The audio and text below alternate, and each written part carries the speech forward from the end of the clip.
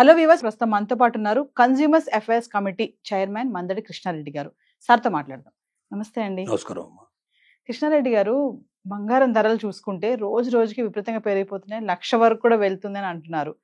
కొంతవరకు చూసుకుంటే ట్రంప్ యొక్క రాక కూడా దీనికి కారణం ఉండొచ్చు అంటున్నారు. ఇంకేం కారణాలు ఉంటాయంటారు? ఈ బంగారం ధరలు ఇంకా ఇలానే పెరుగుతూ ఉంటాయంటారా? అంటే బంగారం ధరలు పెరగడానికి రకరకాల రీజన్స్ ఉన్నాయి. ఒక్క కారణం అని చెప్పడానికి వీల్లేదు. ముఖ్యంగా ఏంటంటే, ఎప్పుడైతే డాలర్ రేట్ ఎక్కువగా పెరుగుతూ ఉంటుందో, అంతర్జాతీయంగా డాలర్కే వాల్యూ ఎక్కువ ఉంటుంది కాబట్టి, డాలర్ రేటు పెరుగుతున్న కొద్దీ దానికి తగినటువంటి నిల్వల్ని ఏ దేశమైనా పెట్టుకోవడానికి ప్రయత్నం చేస్తుంది. అంటే బంగారంతోటే ఒక దేశం కరెన్సీ వాల్యూ అనేది ఉంటుంది. సో ప్రతి కంట్రీ ఏం చేస్తుంది, కొంత బంగారాన్ని రిజర్వ్ బ్యాంక్ ఆఫ్ ఇండియా, అంటే మన రిజర్వ్ బ్యాంక్ ఆఫ్ ఇండియా ఉన్నట్టుగా వాళ్ళకు ప్రతి దేశంలో కూడా ఒక రిజర్వ్ బ్యాంక్ లాంటి ఒక సంస్థలు ఉంటాయి. ఆ సంస్థల్లో కొనిపెడుతుంది. సో ఎక్కువగా పోటీపడి ఎక్కువ బంగారాన్ని కొనడం వల్ల డిమాండ్ అండ్ సప్లై వల్ల కూడా రేటు పెరగడం అనేది జరుగుతుంది. ట్రంప్ వచ్చినాక స్పెషల్గా చేసింది ఏంటంటే, డాలర్ రేటు బాగా పెరిగేటట్టు చేశాడు. అంటే ఇతర దేశాలని కట్ చేయడం, ఇతర దేశాలకు ఇచ్చే రాయితీలన్నీ తగ్గించేసేయడం, దేశాలు తన మీద ఆధారపడే పరిస్థితి తీసుకురావడానికి ప్రయత్నం చేయడం, అమెరికాని సంపన్నంగా నిలబెట్టాలనే కోరిక బలంగా ఉంటాం. అది ఒక రకంగా అతను ప్రామిస్ చేశాడు ఎలక్షన్లో వచ్చే ముందే, నేను ఇవన్నీ చేస్తాను, ఇక్కడ ఉన్న వాళ్ళకి ఉద్యోగాలు దొరికేట్టు చేస్తాను, బయట వాళ్ళని ఉద్యోగాలు లేకుండా చేయడానికి ప్రయత్నం చేస్తాను, బయట వాళ్ళు ఎక్కువగా ఇక్కడ నివసించడానికి వీలు లేకుండా చేస్తాను, అమెరికన్స్ని స్ట్రాంగ్ చేస్తాను, గొప్ప వాళ్ళని తయారు చేస్తాను, ప్రపంచంలో అమెరికాను మించిన దేశం లేకుండా చేస్తాను అని ఇలా చాలా వాగ్దానాలు చేశాడు. ఆ వాగ్దానాలకు అనుగుణంగా రోజు రోజుకి చర్యలు ఎక్కువ తీసుకోవడం వల్ల బలవంతంగా సంఖ్యలేసి ఇతర దేశాల్లో ఉండే వాళ్ళని తీసుకొచ్చి ఇక్కడ వదిలిపెట్టేసిపోతున్నారు. మన ఇండియాకు కూడా ఇప్పుడు 3-4 ఫ్లైట్లు వచ్చేసాయి. ఆల్రెడీ దాదాపుగా 400-500 పీపుల్ దాదాపు వచ్చేసారు. ఇంకా లక్షల మీద రావాల్సి ఉంది. ఆ లక్షల మీద కూడా అందరికి తీసుకొస్తారు. ఈ లోపల మన మోడీ గారు అక్కడికి వెళ్ళడం, మేమే తీసుకొచ్చుకుంటాం బాబు, మీరు అలాంటి పని చేయాల్సిన అవసరం లేదు, గుర్తించిన వాళ్ళు మాకు అప్పు చెప్పండి, మేము తీసుకొచ్చుకుంటాం అని చెప్పడం ఇలాంటివి జరిగాయి. సో ఇప్పుడు బంగారం రేటు పెరగడంలో ఒకటి ట్రంప్ రావడం ఒక ముఖ్యమైన రీజను. డాలర్ యొక్క రేటు విపరీతంగా పెరిగిపోవడం, మన రూపాయి పతనం కావడం కూడా దానికి ముఖ్యమైన కారణం.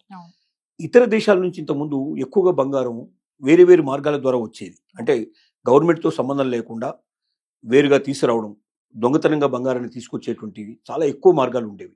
రోజులకు విజిలెన్స్ కూడా బాగా ఎక్కువ చేశారు. ఈ విజిలెన్స్ వల్ల ఏమైందంటే, రోజు రోజు పట్టుబడేటువంటి బంగారాలు, అలాగే వైడ్యూట్యాలు కానీ వజ్రాలు కానీ ఇలాంటివన్నీ చాలా ఎక్కువైపోయినాయి. దానివల్ల కూడా ఇతర మార్గాల ద్వారా తెచ్చే వాళ్ళ సంఖ్య తగ్గిపోయింది. అప్పుడు ఏమైందంటే, వేరే మార్గాల ద్వారా వచ్చినప్పుడు ఇంత రేటు ఉండదు. ఎందుకంటే ఆథరైజ్గా కొన్నదానికి అనాథరైజ్గా తీసుకొచ్చిన దానికి మధ్యలో వ్యత్యాసం చాలా ఎక్కువ ఉంటుంది. వాళ్ళు ఏదో కొద్ది గొప్ప లాభం తీసుకొని మిగతాదంతా ఇచ్చేసేవాళ్ళు. అందువల్ల చాలా తక్కువ ధరలకు మనకు దొరికేవి. ఇప్పుడు ఆ మార్గం కూడా తగ్గిపోవడం, మూసుకుపోవడం, అంతర్జాతీయంగా ప్రతి దేశం కూడా కొనుక్కొని పెట్టుకోవడానికి నిల్వలు ప్రయత్నం చేయడం, డాలర్ రేటు బాగా పెరిగిపోవడం, ఇలాంటివన్నీ కూడా దీనికి ముఖ్యమైన కారణాలు. సో ఈ కారణాలన్నీ వల్ల పత్రం ఉంది. ఇంకోటి ఏంటంటే, ఆర్భాటంగా సంపన్నం కొంచెం పెరగడం. అంటే ఒక సంపన్నుల శాతం ఇంత ముందు కన్నా ఇవాళ ఇండియాలో కొంచెం పెరిగింది. ప్రతి సంవత్సరం కొంచెం పెరుగుకుంటూ పోతుంది. ఈ సంపన్నులు చేసే పని ఏమిటంటే, అందరి ముందు ఆర్భాటంగా ఉండాలి, ఎంతైనా సరే మనం ఖర్చు పెట్టి చేయాలి, ముఖ్యంగా బంగారం ఎక్కువగా చూపించాలి అనేట్టు కోరిక.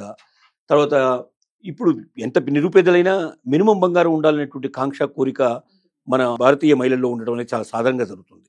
అంటే బంగారం ద్వారానే తన యొక్క శక్తిో సామర్థ్యమో చూపించుకోవాలనే కోరిక కూడా కంపల్గా ఉంటుంది. ఆడవాళ్లకు ఉండే ఈ వీక్నెస్తో కూడా మగవాళ్ళ మీద ప్రెషర్ చేయడం, కుటుంబం మీద భారం వేసైనా పర్లేదు, మిగతావన్నీ పక్కన పెట్టైనా తీసుకోవాలి. దానికి మంచి కారణాలు ఏం దొరుకుతున్నాయంటే, రేపు భవిష్యత్తులో ఏదైనా సమస్య వచ్చినప్పుడైనా సరే వెంటనే పెట్టి తీసుకోవడానికి, డబ్బు తీసుకోవడానికి వీలుండేది బంగారం. ఈవెన్ ఇల్లు అమ్మాలన్నా, భూమి అమ్మాలన్నా టైం పడుతుంది. కానీ బంగారం క్షణాల లోపల మీకు 3 నిమిషాల్లో ఇస్తాం, 2 నిమిషాలు ఇస్తాం, ఇంటికి వచ్చి డబ్బు ఇస్తాం అని చెప్పి ప్రచారం చేసే సంస్థలు చాలా ఎక్కువైపోయినాయి. దానివల్ల కూడా దీనికైనా పనికొస్తుంది కదా, అది ఉంటే మంచిది, రేపు భవిష్యత్ అవసరాలకు ఉపయోగపడుతుందని ప్రెషర్ చేయడం, కుటుంబం కూడా దాన్ని యాక్సెప్ట్ చేయడం, ఇన్ని రీజన్స్ పెరగడం వల్ల రోజు రోజుకి ఈ బాగా బంగారం రేట్లు పెరుగుతున్నాయి. ఈ రేట్లు తగ్గడానికి కూడా పాసిబిలిటీస్ ఉన్నాయి. అంటే ఒకసారి దేశాలు స్ట్రాంగ్ అయినప్పుడు తర్వాత ఏదైనా ఎంతకాలం ఇది ఉండదు. ఇది ఇంతకుముందు కూడా గతంలో ఇలాంటి చాలాసార్లు జరిగాయి. పెరగడం తగ్గడం అనేది సహజంగా జరిగింది. బంగారం రేటు తగ్గదు అని ఎవరు గ్యారంటీ లేరు, కానీ ఎప్పుడు తగ్గుతుంది అని మాత్రం ఎవరు చెప్పలేరు. కాబట్టి వీలైనంతవరకు ఏంటంటే, బంగారాన్ని కొనడం తగ్గించుకుంటేనే, ఎప్పుడైతే తగ్గుతుందో బంగారం కొనడం తగ్గుతుందో అప్పుడు ఆటోమేటిక్గా రేట్లు కూడా డౌన్ అయిపోయే పాసిబిలిటీస్ ఏర్పడతాయి. అది మనుషుల్లో మార్పులు రావాలి. తర్వాత బంగారం మీద పెట్టుబడులు ఎక్కువ పెట్టినప్పుడు దాన్ని నియంత్రించేటువంటి ప్రయత్నం కూడా గవర్నమెంట్ చేసే ప్రయత్నం జరగాలి. లేదా బ్యాంకు వడ్డీ రేట్లు ఎక్కువ పెంచితే ఆటోమేటిక్గా బంగారం కొనడం తగ్గిపోతుంది. దానివల్ల రేట్లు డౌన్ అయ్యే అవకాశాలు కూడా ఉంటాయి. సో ప్రభుత్వం తీసుకోవాల్సిన చర్యలు ఉన్నాయి. ప్రజల నుంచి కూడా తన ముందుకు వచ్చి చేయాల్సిన బాధ్యతలు ఉన్నాయి. వాలంటరీ ఆర్గనైజేషన్స్ కూడా దీని గురించి ప్రచారం చేయాల్సిన అవసరం ఉంది. బంగారం నిల్వలు పెట్టుకునే దానికన్నా బంగారాన్ని బ్యాంకులో పెట్టే పాసిబిలిటీస్ కూడా ఇచ్చారు ఇప్పుడు. అవును. అంటే మామూలుగా మనం డబ్బు తీసుకుంటే వడ్డీ కట్టాల్సి వస్తుంది. అదే బంగారం తీసుకెళ్ళి అక్కడ పెట్టినట్టయితే వాళ్ళు బంగారానికి కూడా కొంత వడ్డీ ఇస్తారు. అంటే మామూలుగా డిపాజిట్ల మీద ఇచ్చేంత ఇవ్వకపోయినా కొంత వడ్డీ వస్తుంది. సేఫ్గా మన బంగారం అక్కడ ఉండే అవకాశం ఉంటుంది. ఇలాంటివి కూడా చాలా ఉన్నాయి. అంటే తీసుకెళ్ళి ఏదో లాకర్లో పెట్టుకునే దానికి లేకపోతే బీరువాల్లో పెట్టుకునే దానికన్నా బంగారాన్ని డిపాజిట్ చేసి దాని మీద మనం వడ్డీ కూడా సంపాదించినట్టయితే ఆ నిల్వలు ఉన్నట్టయితే అదనంగా బంగారం కొనాల్సిన అవసరం గవర్నమెంట్కి ఉండదు. ఆ మేరకు మనం తగ్గిపోయే అవకాశాలు ఉంటాయి. ఇలాంటి అనేక రకాల పరిస్థితులు ఏర్పడుతుంది. ఇప్పుడు వెండి కూడా అలానే ఉంది కదండి, సమానంగా బంగారం కంటే ఎక్కువే ఉంది వెండి. వెండి ఎందుకు ఇంత పెరుగుతుంది అంటే వెండి అయినా బంగారం అయినా రెండు విలువైనటువంటి వస్తువుల కింద లెక్క. ఎందుకంటే బంగారం నిల్వలతో పాటు వెండి నిల్వలు కూడా పెట్టుకోవడానికి ప్రయత్నం చేస్తారు. వెండి ఎక్కువగా ఏంటంటే దేవుడికి సంబంధించిన సామాగ్రి తయారు చేయడంలో వాటిల్లో ఎక్కువ ఉపయోగపడుతుంది. దేవుడి విగ్రహాలు తయారు చేయడంలో వెండి ఉపయోగిస్తారు.